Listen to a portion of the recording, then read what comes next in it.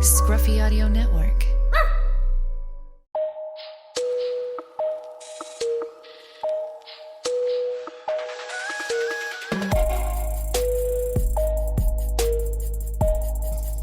You love doing that. Hey, we're finally here on a Friday, June 14th, 2019. I got one of the best people in the Woodgym. I consider her family, a sister, part-time girlfriend once in a while when she comes over the house. Her name's Brittany Hochevar. She's a beast on the sand and better in spirit. So, Brittany, how are you? I'm well, thanks. Thanks for being so energized. She's here. She was...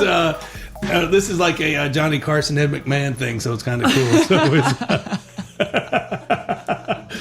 Brittany, I haven't seen you in forever. I always open up the show with one question because I know you probably listen to all my podcast shows already. I do, probably religiously. Yeah, I know you do. I just want to make sure that your coffee is tasting well. My coffee is delicious. Good. I mean, what I pulled out of there earlier was... That cup's on the house. Thanks. You're too kind. From my lips to yours is where that came from. So it's about the same. And all the living organisms in it. Yeah. Perfect. I mean, I've been studying some cool podcasts with like... we do lab work. Yeah, with different, Laird Hamilton's got me on some different things, and that was one of them. Just keep. Did you have Bill Nye the Science Guy on the show? Bill Nye. I love Bill Nye. You don't know her. Do you program director Bill Nye? No. I call her program director. Okay.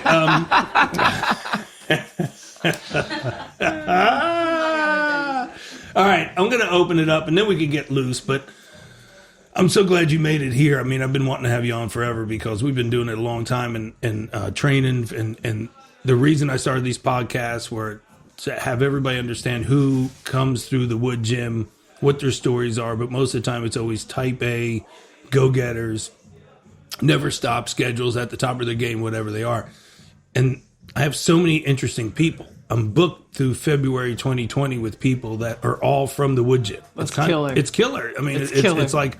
Wow, because everybody's like, nobody, unless they're in the Woodgym, a lot of people don't know what it is and what's going on. So, I always ask this question. When did you know that you were different? I think the first... In your sport, you're an AVP. Oh, in my sport? Yeah, she's a professional sand volleyball player, but that'll be in the bio when they pull it up. I think... the first thing that comes to mind was when I was in elementary school, and they were asking, "What do you want to be when you grew up?" And I responded with "great," and I didn't even know what that discipline was going to be, what that looked like. I knew I liked to move, and I knew I really enjoyed study. I liked the school aspect of things too. So I didn't quite know what that meant, but I think that just kind of summed it up quickly for me. Was whatever I'm going to do, greatness was something that I was going to just completely go after. As far as like in my sport, I don't know if I'm still even feeling like I knew. That's kind of unique that you said great. John Lennon was asked that in elementary school what he wanted to be when he grew up, and he said happy. And the teacher ripped him a new ass for that. Yeah. For the Beatles, you looked at me a little dumbfounded. No, I was just taking it in. I was, happy. I mean, and a kid asked me, one of the kids that's in the gym now asked me, what's your definition of success? And I said, happy and less stress. I think those are my two biggest things. You know what I'm saying? Because, I mean, I've been through, in 28 years doing it, I've seen so many different people with so much income, so much fame, and then you got to figure out if they're really happy. Yeah, and I think I would take it one step further, like what's fleeting and then what can be at the core, what is unshakable, what are these things that are immovable.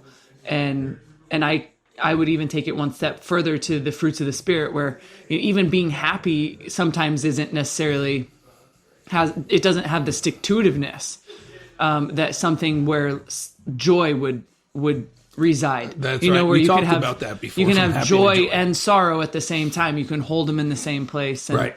And so I get that. I think that there's a lot of things that come and go. Your health can come and go. Your finances can come and go. Let me ask you this question, and I've asked it to all the guys that have been on here, from Harrison Smith to Josh Dobbs, all the pro football guys, baseball guys. Did you play more than one sport growing up? Totally. I love it. I love it. Yeah, and I think I loved to compete, and I think as a female, like learning what that looked like, because I was competing with brothers, and like sport, you're still kind of tangling with the guys a little bit, and you didn't want to be just better than the rest of the girls. You wanted to still be good enough to compete with what the best kind of looked like. Right. And so, and for the people that don't know out there watching or listening, that her brother is Luke Hochevar, one of the brothers that was on the show, a pitcher with the Royals. And then you have Dylan, who, my opinion, talking to your father that was on here also, Papa Hoch, is the best athlete that I've seen out of the three. Just the way he rolled around on the mountain bike, you could tell a lot about somebody, like what they do and just how he is, his bravado, it's, whatever. So you've been fortunate enough to work with, your brothers are studs. They're not just like normal dudes. So like in high school, was it more than one sport? Mm-hmm. High school, I played volleyball. Junior high, I did some basketball until the high school coach said I had to choose between club volley and basketball. I ran track. I could see that. I started, my first sport, my first love was tennis. And then...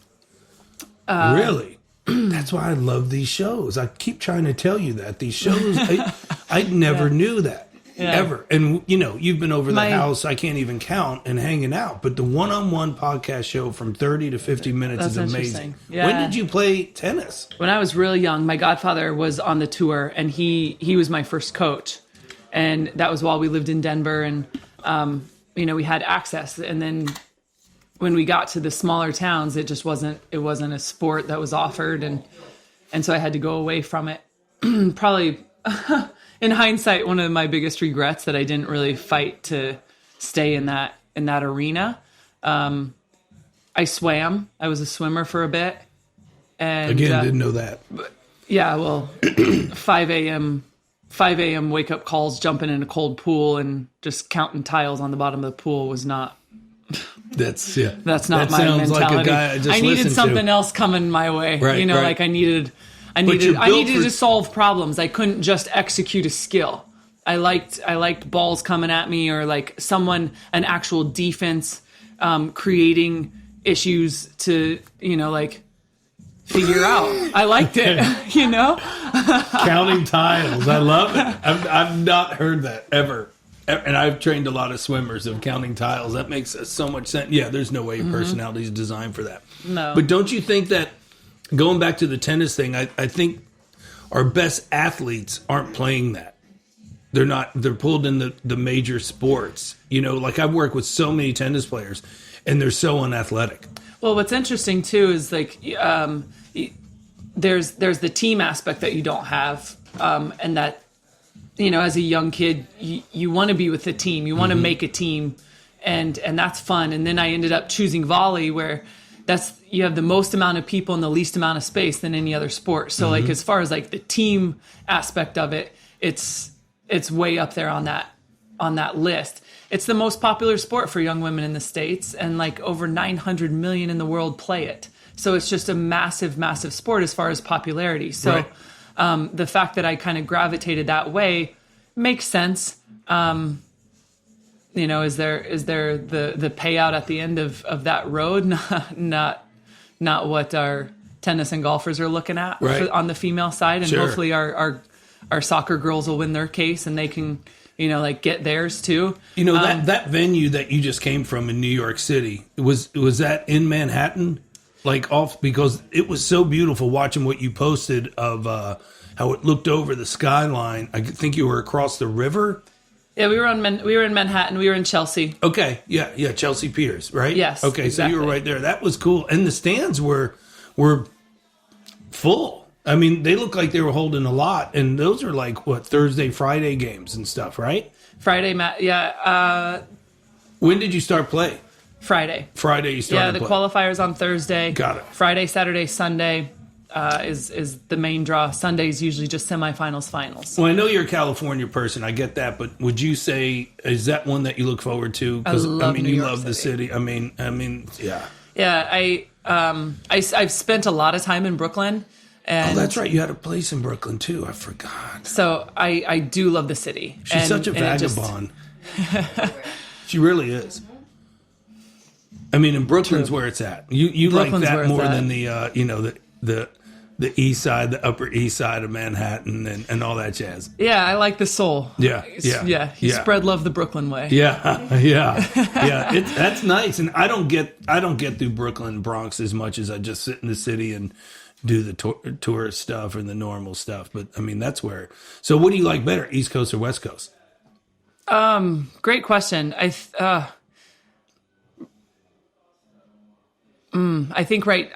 to be honest, I think I'm kind of I'm falling more in love with the East Coast in a lot of ways. Do you see yourself after you retire from volleyball? And I hope it's not anytime soon. But if you do, and when that happens, would you come back to the East Coast? I believe so. Yeah. I don't see myself staying in Southern California too much longer. Well, things have changed. Things are changing fast. Right? Very fast. It's not what it used to be. Yeah. The cool is leaving. And where do you reside in California when you're I'm there? in Hermosa Beach. Yeah, all the time. Yeah, I mean, I'm in since the I've South met you, Bay. you've been there. Yeah. Yep. And you like it. I do like it. All those things, they call it the bubble. The South Bay is the bubble. Manhattan Beach, Hermosa Beach, Redondo Beach. It's just, it is. It's this little bubble. It's removed from a lot of what else LA is. You know what you do, Britt, and I don't think I've told you this, and each time we talk, and I know you're not here for long, but I'm a guy that sits in a house alone. If you wanted to come over tonight and have a glass of vino, you could do that just to chill. But I do think, and I do understand this, you, program director, gives me these eyes. It's ridiculous. Stay in your lane. Stay in your lane. The biggest trait I see about you is you adjust. You adapt and adjust to any environment more than anybody I've been around. And you embrace that no matter what it is. And that's what you were just talking about, something that just hit on. Like, I don't think people know how much you travel overseas for volleyball. And then you're here, then you're there. It's like you're the suitcase lady. You're always on the move, but then, you do these unbelievable things of I packed my trail mix and I'm going overseas to here, and then I'm going overseas to here, and then I'm in California, then I'm here, and then I could drive I don't want to say anything's ratty because I drive a horrible, well, I love my truck, but like you could get in anything, find your way to the Woodgym, that has Miles the Mouse true. running around and a snake and no sign, and then you're in this guts and you adapt to that like it's Club Med to you. You know what I'm saying? It's like, was that born, or is that just how you developed with the volleyball of like always, you never seem like you're too good for anything. You make anything work. What's interesting is it wasn't until I was deep into the travel aspect of my career that I remember having a thought and a conversation with my mom when I was like 8 years old. And I wanted to be a missionary.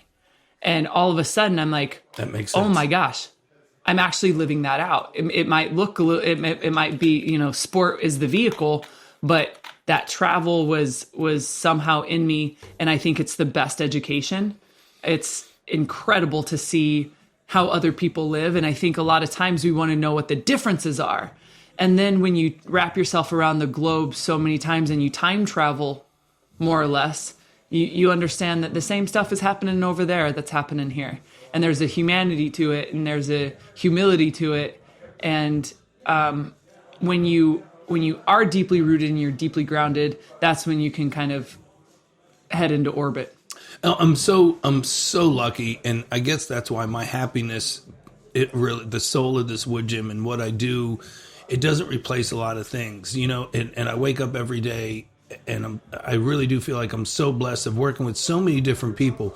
But the biggest thing that I really enjoy is I work with so many team guys, and then once in a while I'll get a freak athlete, freak person like you, and then a JP Smith, who's a professional tennis player. The way you guys grind on the calendar is amazing compared to all the other sports. You know, because all the other sports are like, I'm here for the week, then I play on Sunday. I mean, NFL guys don't travel like the baseball guys or the basketball guys.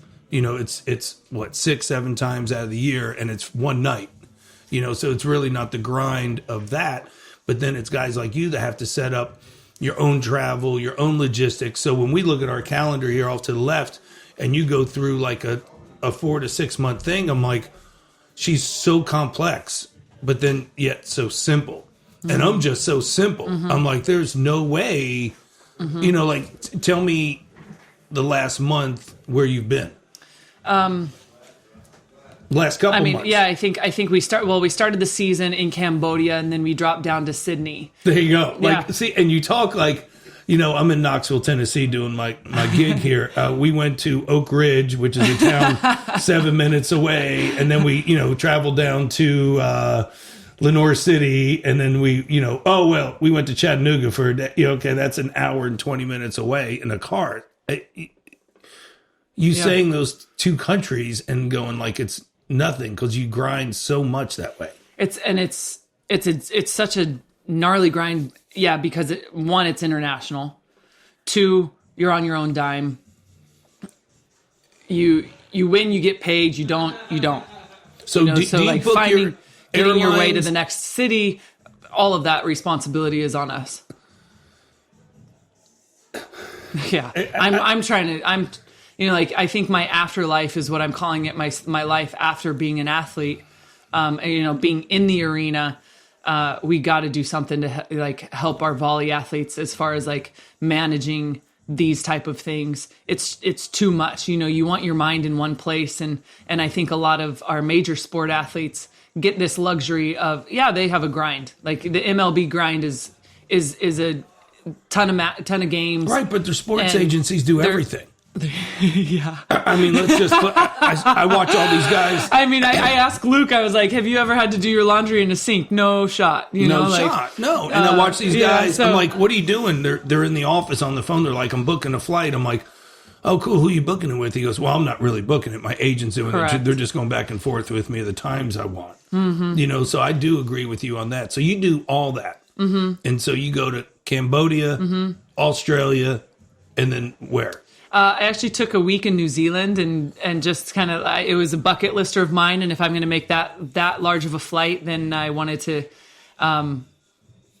see New Zealand. So I did the South Island in a camper van, and it was a blast. It's one of the most incredible places on the planet. One that's like, you don't find a lot of places that are untouched. And I think the New Zealanders have done a brilliant job of protecting their space. This girl, I'm telling you, she's so deep and soulful. I mean, you know, the people that you got to be on that level. I mean, that level of understanding all that. Like, we talked about it one time where you're like, this is what I pack for my suitcase to go. And it was like nuts, trail mix, this, you know, like you pack all your food while you're, it's mind blowing. It's absolutely mind blowing. Again, I'm going to compare it to the MLBs where they get on the planes and they have the 2 seats and they have their certain drinks waiting for them. They have the stewardesses putting their meals. I mean, it's totally... I'm speechless sometimes, and I've known you forever, but now talking about it and looking at it, and these microphones really like bring out some awesome truth serum of like what everything is. It's what you and JP Smith do is amazing because he has to do the same stuff, like book his hotels, and he travels with like his coach, you know, so he has to like budget him in and do that. You are your business. You hire and fire coaches. You're budgeting for your entire staff, your coach, your physios, your booking, like coming here to the Woodgym, making sure I have my training blocks. That's on me. That's me being so tapped in to my, what I need at that point in the season. So my wherewithal is pretty sensitive. And I think that's where when I can drop into a place, I can just drop into a place. It's not, hey, what's the time difference? The sun is up, let's go. The sun goes down, time to go to sleep. And so it's a conditioning. Like anything, you got to be in shape for it. But the wherewithal is pretty incredible to be a time traveler. That's, we're definitely program director. We got to book her for part 2 because there's there's just not going to be enough time today for. I knew there wouldn't be enough time for Brittany. I mean, we could make time. We could sit here and go all day, but I know her time is very valuable. She's only in here for a New York minute and then back out. But we definitely, we'll get the viewers and listeners hooked because there's just so much. So much. Okay, another question I want to ask. I mean, we could talk about that stuff forever. I mean, that's amazing. And I think I asked this to your father, Papa Hoch, who was on, world-renowned pitching coach and world-renowned, father. Respect for him. He's like a mentor to me also. I mean, every good coach needs a coach. Have you ever heard that saying? True. So it is what it is. I asked this question to a lot of the people that come on the show. Can you develop mental toughness? Is it either born, product of environment, or can you make somebody mentally tough? Great question. I think it's kind of Rumi, the philosopher, said, how do you expect to be polished if you mind every rub? And I think that if someone is willing to acquire that as a skill, then it can be taught, and that blade can be sharpened. But if that full commitment isn't there, then no. Brittany Hochevar is a savage, and everybody has a beast within them. But she's both, because that statement actually opened up my eyes. And the full commitment, sharpening the blade, I mean, that was amazing because I'm always, no way.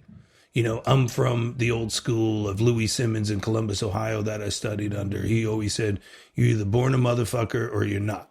Mm-hmm. And I agree to that. And then I also agree that at some point at, the psych phase of 0 to 3, 3 to 7, 7 to 11, 11 to 13 to 14, you are who you are. Working with all the therapists that I worked up, because if anybody screwed up more than anybody in this room, it's me. So I understand that. But that full commitment that you talk about, and that hit on something that I've been working with some of my athletes, of understanding, even my girls, of understanding the full commitment of, that's when you can become mentally tough. That's what you're saying. I feel like I was... Now, I'm not talking grit, because I know grit can be taught now from all the books out there. Grit, that person has grit. I'm talking about like mentally tough. And I think the full commitment, when I'm looking at your eyes and looking at your spirit and who you are, you doing all the travel made you mentally tough.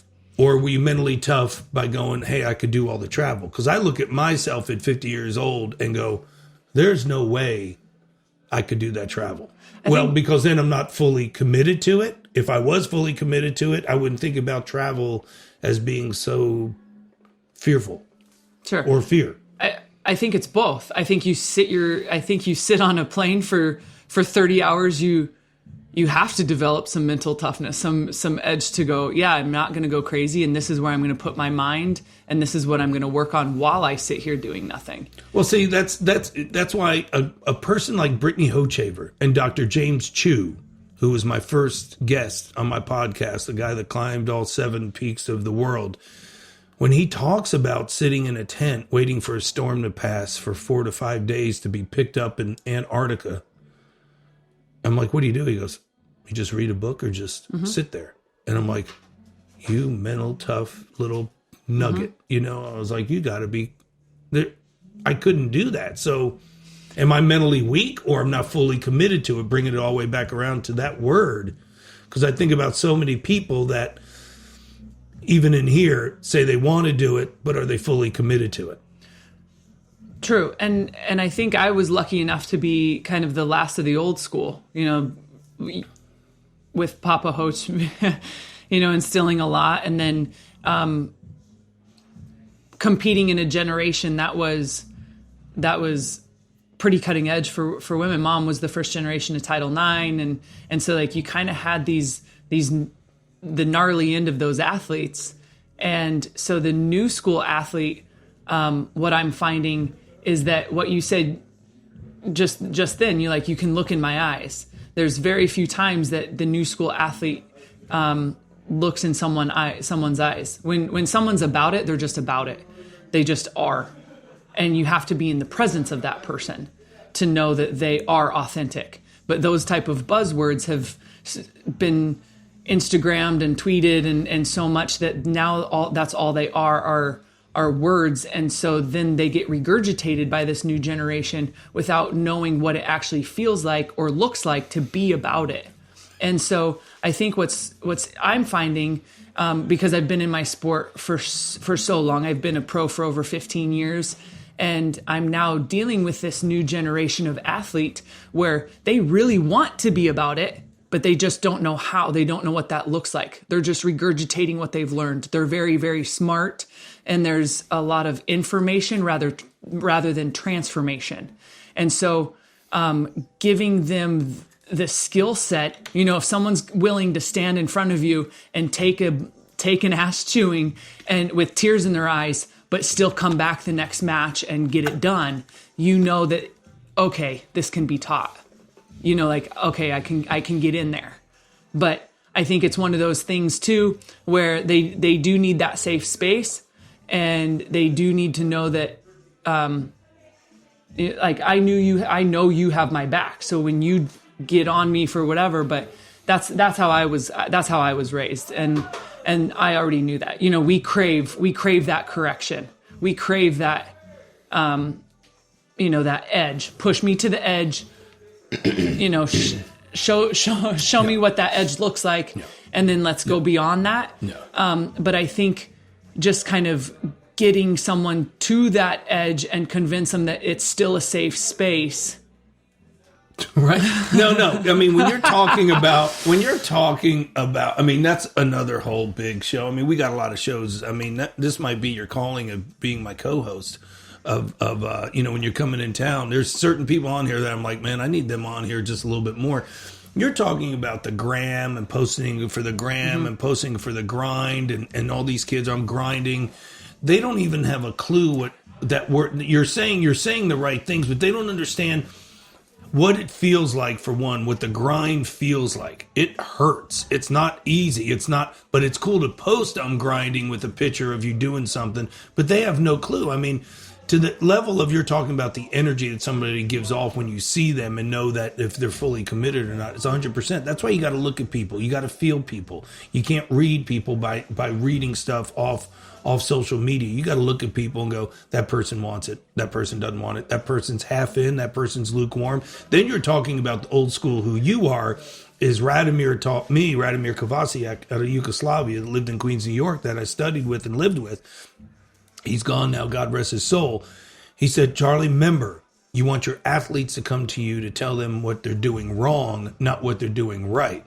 Well, the new age athlete has to be fluffed with a fire hose up their ass all the time by how great they are and safe place, mm-hmm. and whatever, instead of going, wait a minute, you're paying me X amount of dollars.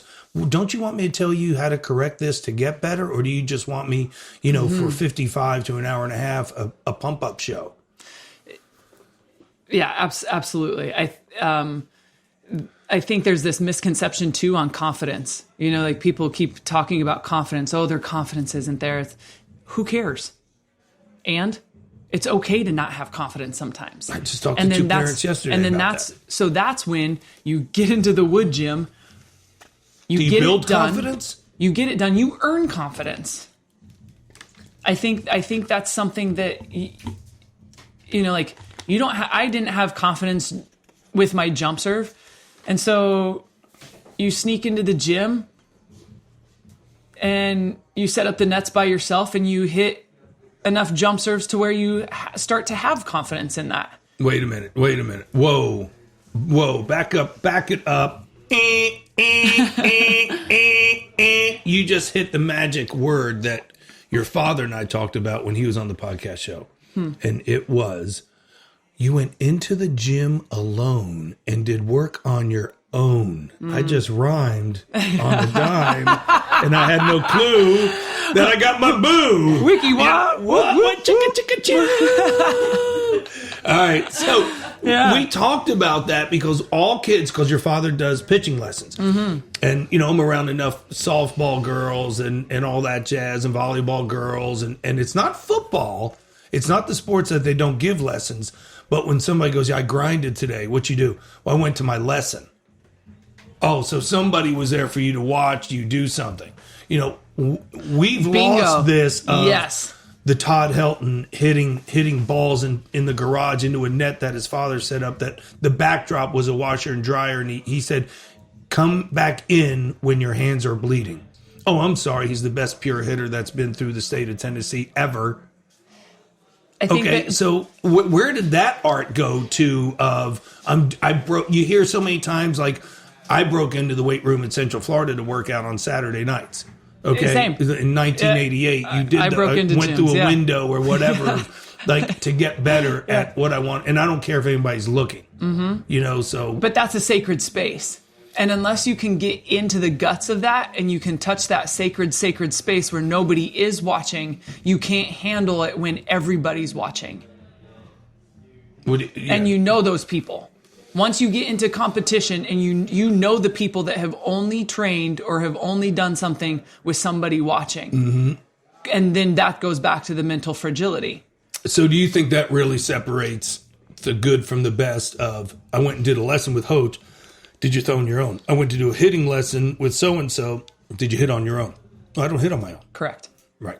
Because, again, they're not fully committed. Therefore, they're not going to be mentally tough. Getting into the... Is that what you're saying? I think those times alone are your biggest gut checks. God, I know it.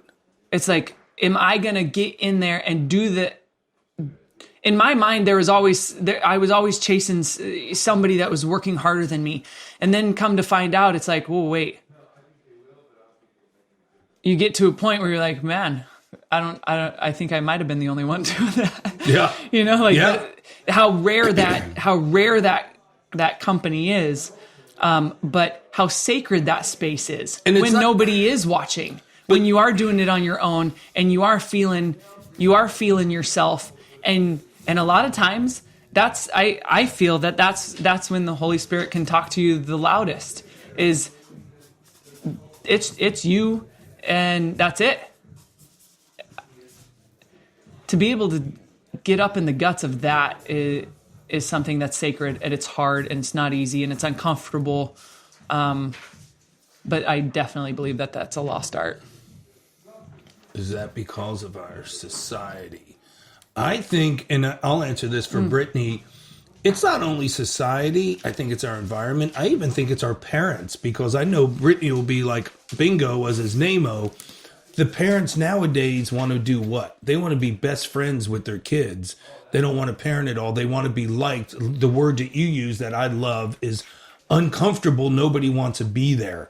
And that's what I'm so tired of. When somebody goes, oh, this hurts. Well, good, because it's supposed to hurt. And it's going to get back, growing pains, whatever it is pain to pleasure. You know, it's all biblical also. You can bring it all back to, you know, I know your walk with Jesus Christ is amazing, but it all what you do in the dark, you know, do things when, you know, nobody's looking at you. You know, those are the things that are sacred. And like you said, I have my best bike rides when I don't have my headphones on. You know, I have my best walks when I'm not listening to something, because then you're just one-on-one, you're mano-a-mano. Mm-hmm. Does that make sense? Absolutely. I mean, so our society has broken down to where it is so much of, are you really crazy or normal? Because I'm viewed as abnormal crazy because I have a Woodgym with no sign. It's open 24. It's whatever it is, all these different things.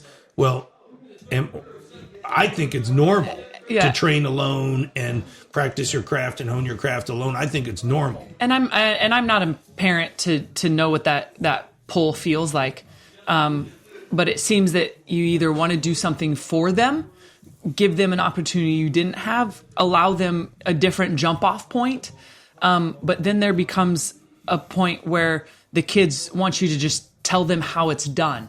Just if you stand there and dig that ball in that area, that's your job. Anything outside that area, not my responsibility. So I think you kind of get this like interesting definition of responsibility and accountability. Because it's like, well, this was the formula that was given to me for greatness. Mm-hmm. If I just follow this formula, then why am I not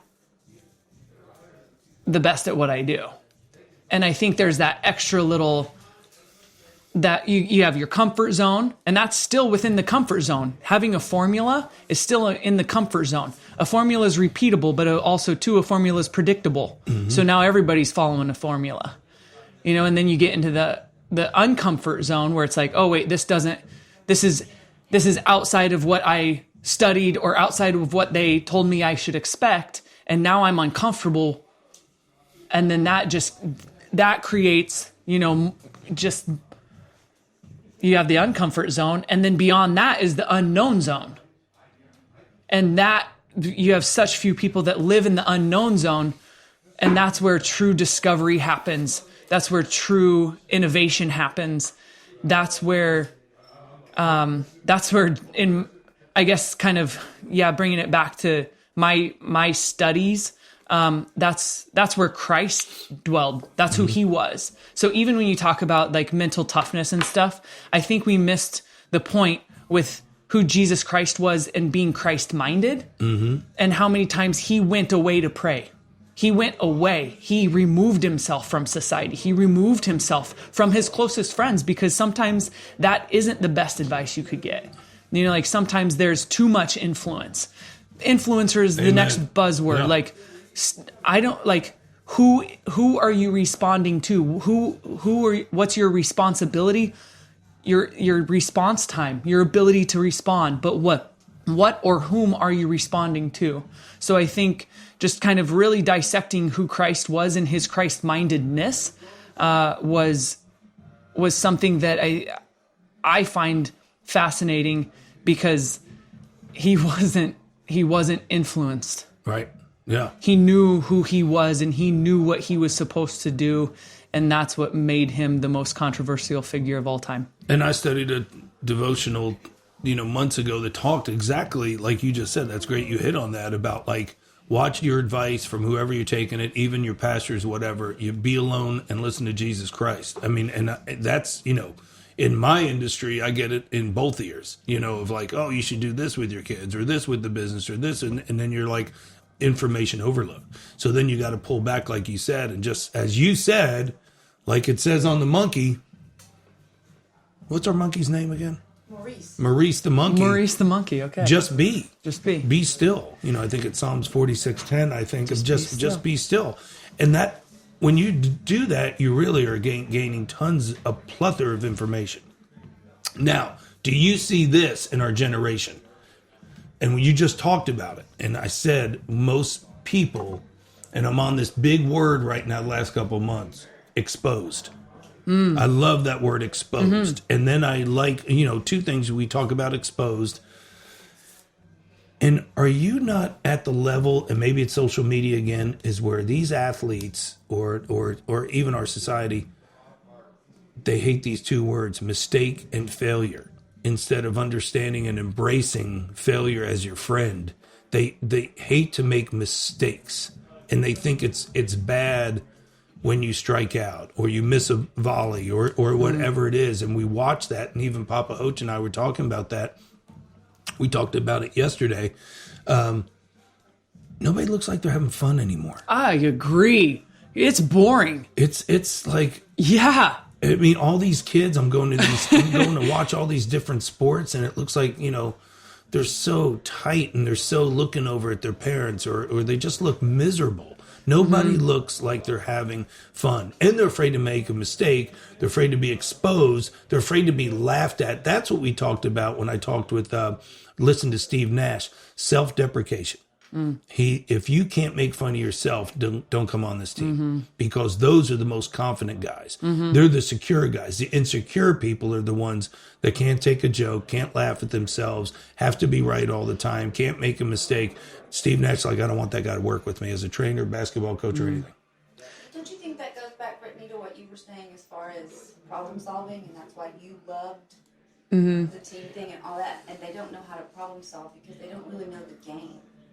They know their position, which they don't have that to pull from.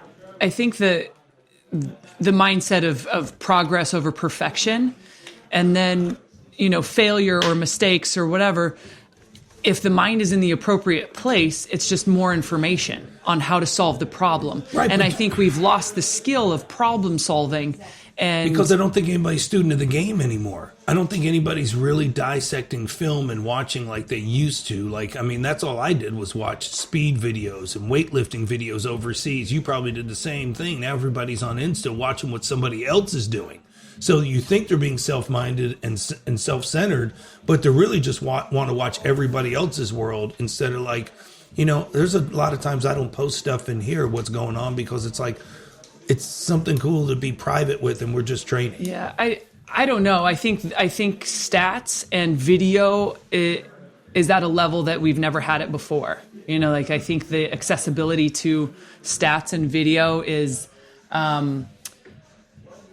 so readily available. Right. That I think you do have a lot of athletes studying the game. But I think that persona, too, of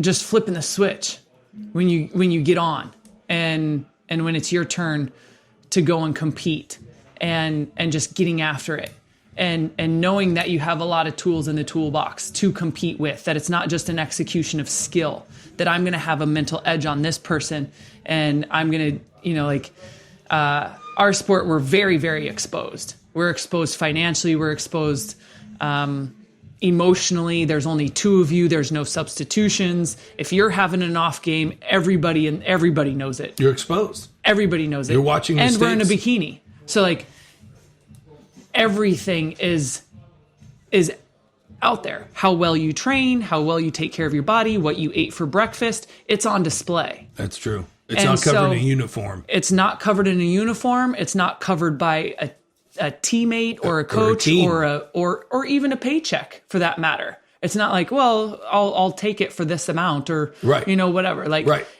got to earn it. I mean, it's an earned sport. And we've talked about that with what you do. You got to earn it. But the love that you have, the passion you have, that's another question I bring up. Can you coach passion? I don't know about that. Can you make somebody fall in love with the game? Like if a parent played the game and they're trying to get their kid to fall in love with the game that they played, same position, and can you make somebody I think it kind of goes back to how you played it. That's the number one question I ask, and it stumps everybody. No, I think it's sometimes it's not what you do, it's how you do it. Right. And I think that goes back to kind of there's not that, it doesn't look like people are having fun or whatnot, like you said. But if and when you're fully invested and you're passionate about it, it's hard to not watch someone that's passionate about it and then share that with them, share that joy with them. If someone's fully engaged, no matter what they're doing, that they're dropping into their moment. That's fun for them. There's passion there. There's life there. There's love. There's vigor. Yeah. I mean, because you look at you and you love the game and you're passionate about the game, even not just the game, but wanting to change the game, the ins and outs, the office part of the game, so to speak. I don't know how you would call that. The management. You're like the ambassador for the sport, the long-toothed tiger person in it that you want to change all the things. Well, that comes from the love. That comes from the passion. And I don't think you can coach that because every time you're here, I know it's going to get deep. I know it's going to get real. I know I better have time for Brittany because it's going to get, I wouldn't say long-winded because long-winded means boring. I mean, it means let's set some time for this. And that's when we go grab coffee or you come over and we just, Ashlyn, my oldest daughter, loves being around you because she's so soulful. and, just the passion. I don't think you coach that. I think you find your passion and you go through it. I mean, when I talk to clients on the phone, whether it's a dad, an agent, or an athlete, they're like, I've had them say, shit, I want to come to this phone right now and come work out with you. Well, I don't turn that on. No. I don't get into a studio and have a script and go, well, let me put this out. It just rambles away. And the passion of anybody you can't fake it. You can't fake passion. No, that's true. That's true. I think it even kind of goes back to, how you say you don't warm up for a bar fight. You have one power switch and you just... turn that is, you got one switch, it's either on or it's off. And I think also too, we've got a lot of the, I got to activate. I got to flip all these switches on, it's, and I got to turn this switch and this switch, and then if something's uncomfortable in any moment, I don't know, where I think that's one of the coolest lessons I've learned from you, is that it's one massive power switch. You just turn it on. And you don't warm up for a bar fight. I put everybody in the deep end of the pool. Right. The oven's on broil, then we back off. It is. Because I want to see what the athlete has. And that's called an eval. We want to watch. I want to go, here's the work. Whoa. Aren't we, the whole thing. Petrone doesn't warm up. Well, I don't wear you out before the workout, if that's what there's a fine line between warmed up and worn out too. Yeah, there really is, and that's what we talk about. I mean, that's a whole debate over and over again. Would you say the number one, and I think it is the number one word for success, or to be a winner, or to be a champion, and I see it with you, I see it with everybody that's been on this podcast has it starts with a C, and it's called consistency. And whether it's consistency with love, with your partner, consistency with your kids, consistency with your diet, consistency with your training, consistency with your walk with Jesus Christ, whatever it is, do you not see that it's the best? That's true. I think that it has to be consistency. Oh, we just had a doctor come in the house. Doctor, it's green scrubs day. Green scrubs day today.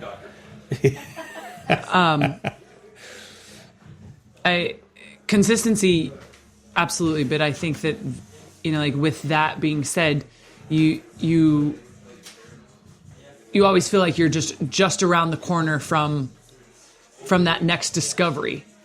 Like you're just about to figure, you might just be on the verge of figuring something out in your own game, in your own body. You might be, like you're just around the corner. So I think that concept of outlasting creates that consistency, right? We're like, I'm just about there, and also too, like never feeling like you've arrived, right? Yes. Never feeling like you've arrived, and that creates the consistency. And I think a lot of times where you see an athlete just where their potential never becomes potent is when they think that they've arrived, because they've always had all this potential, and I believe that is consistency. That's very true. And I agree. And the consistency goes back to, you don't have a choice. You know what I'm saying? It's like, true. You don't give yourself an out. You don't give yourself an out. The bell rings every day, and it's whether you want to get up and get after it or not, right? You just do hard things. Yes. I think even too, there's something that, like my fiance and I do is like when it's cold. Wait a minute, what was that? Whoa, again. Beep, beep, beep, beep, beep. I noticed something on your finger. How about that? That's the most unique ring I have, He and a childhood friend designed that. No way. They designed it. That's Grandma's center stone. Oh, come on. I know. Isn't that fun? It's funky and cool. I mean, I know we haven't had time to talk because you just, got in. And but the only thing I saw was that Instagram post that was, wholly romantic. I said yes in the video. I'm like, does he have a brother? I'll go the way. Let's go. I want to be in a helicopter with... That was amazing. No kidding. Yeah, did you just go, where did this guy come from? Because I think I'm a romantic, but this guy just raised the bar. Right. I know, this guy. Totally. This guy. This guy. That's his new name. This guy. She's not giving nothing away on this. But yeah, I noticed that rate. That's amazing. Thank you. All right. Thank you. Congrats. Yeah, you did great. Thank you so much. But one thing that's nice is that if something's hard, like for example, this winter the Pacific Ocean was so cold, and it was like we got to go jump in. I really don't want to jump in. Why? Because it's hard. It's cold. That's exactly why we have to do it. I see so many athletes like that. They don't exactly survive here, but the hard is why. And then once you do it, you develop this layer of resilience and this layer of I can do anything and this layer of invincibility. And I honestly believe that when you put your mind in those spaces and you follow through with it physically, then all of a sudden spiritually, you're reprogramming your cells. Your cell structure is totally changing into believing that it is on some level invincible. And so you're able to play longer. You're able to not get injured. You're able to have that extra edge because you've done the hardest things that you can think of. Right. In that moment. Right. Why don't you want to do that? Because it's hard. That's exactly why we do it. And so like that's just an example is just jumping in the freezing ass ocean. Who's that cold guy? Wim Hof. Yeah. I mean, I follow Absolutely. him. I mean, that son of a bitch. Yep. I mean, he embraces cold every day, 24/7. Everything's cold. He looks cold. Mm-hmm. But I mean, just how much he has discovered with breath and extremes, and it's fascinating. I mean, it's fascinating. Do you believe, I don't know if you listened to Laird Hamilton's podcast with Joe Rogan, but do you believe what he was talking about? Because I started doing that where mouth breathers to nose breathers of, close Absolutely. your mouth and try going, and it creates more CO2 oxygen. So I did their extreme performance training certification. And so there were workouts where we could only breathe through our nose. Again, savage. And Brittany is a savage. and it's just being in the bottom of the pool of a 13-foot at a 13-foot depth with dumbbells and having to explode to get to the surface. But knowing that you have to have the presence of mind to be balanced in order to explode, that you can't jump off. You can't have a bullshit jump off because you're never going to breach the surface. Right. And so having that presence of mind going, it's okay. I'm just not breathing right now. I'm just at the bottom of the pool. There's nothing wrong. There's nothing wrong. I'm okay. Now let's execute something. And I think the breath is in a very powerful place. I mean, scripture, that is the spirit. I mean, I'm doing that now, and I've been practicing that on my walks. My old man walks is not breathing through the mouth, because what did he say? He said, like, 200-300 years ago, we started mouth breathers, and it slowed down our CO2 oxygen. It was kind of cool. And then I started training with my mouth closed and just going through my nose, and it's different. I think there's always something to like ancient practices. I lived and played in Turkey. I lived and played in Russia, and even just their contrast therapy of the extreme hot saunas into the cold plunges and doing cycles like that. I think this country could very much benefit from things like this, because you get a high and you get almost a drunk on your own endorphins. The same drug that's in LSD is naturally found in our lungs. And so if we can just tap into that, we don't need anything extra. Yeah. And I think we've kind of gotten to a point where we always feel like we need something extra when actually it's already in us. That's what he talks If we about, just 100. execute, like a good level of ancient health, let alone an excellent level of ancient health. Yeah. Those were the extreme athletes. Yeah. Yeah, I mean, and that's what you say. That's what we talk about with training. From everybody I have in here, from the the Browns owner to the athletes, is no substitute.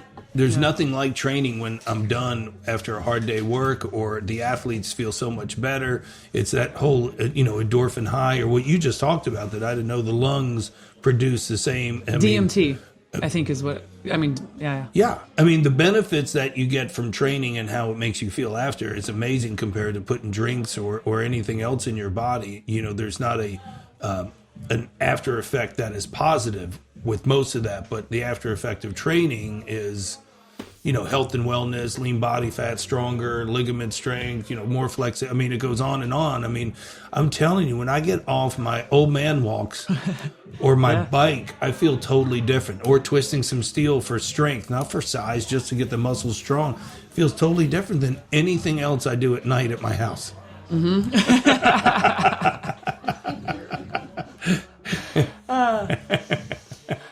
That's the recreation. I earned that drink, as my old man would say. Son, don't ever drink without earning that drink. Okay. So, yeah. All right, I know. I'll wrap this one up because we got to have a part 2 for sure. I mean, we could go on and on. I knew Brittany would be like, she might be my part 3 girl if she has time for it. I mean, she's all over the place. I mean, thanks for giving me this time. I love you. I mean, you're like a damn sister, daughter. I don't know what age I'm in right now. Sometimes I'm an uncle to people. Sometimes I'm a dad. It's weird. Or the creepy old guy in the gym. You never know what the hell I am. Brittany, we're calling neighborhood watch on you. There's 2 neighborhoods looking out for me. All I need, I'll change it up with a pink collar next time and walk in pink headphones, and maybe that'll help out. I love you to death. Thanks for stopping by. Love you. Thank you. I can't wait. Nothing like the Woodgym. And congratulations. Thank you. I love it. Thank you. Perfect. We could go on and on.